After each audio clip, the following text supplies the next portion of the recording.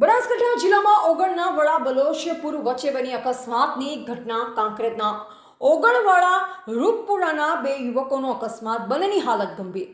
કાંકરેજ તાલુકાના ઓગણવાળા રૂપપુરા ગામના બે યુવકોને ગંભીર અકસ્માત નડ્યો છે. ઓગણના વડા અને બલોશપુર વચ્ચેના ગોળાઈ પાસે ડિવાઈડર સાથે બાઇક અથડાતા બંને યુવકોને ગંભીર ઇજાઓ પહોંચી છે.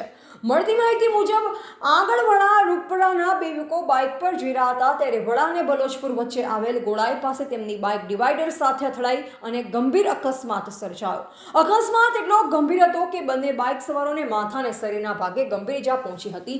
સ્થાનિકો દોડી આવતા અકસ્માત બાદ તાત્કાલિક બંને ઇજાગ્રસ્તોને 108 મારફતે સ્થાનિક હોસ્પિટલમાં લઈ જવામાં આવ્યા, જ્યાં પ્રાથમિક સારવાર આપ્યા બાદ વધુ સારવાર માટે પાટણ રિફર કરવામાં આવ્યા છે. અકસ્માત અંગે આંગણવાડા ગામના સરપંચ દસુમા વાઘેલાએ જણાવ્યું કે માથાના ભાગે ડિવાઈડરના પતરા વાગતા બાઇક ચાલક ગંભીર ઈજા થઈ, બીજાને માથાના ભાગે 20 જેટલા ટાંકા આવ્યા છે. એકની સ્થિતિ ગંભીર છે અને તેની સારવાર પાટણ ખાતે ચાલી રહી છે. એવા રામજીભાઈ રાયગોર, બનાસકાંઠા.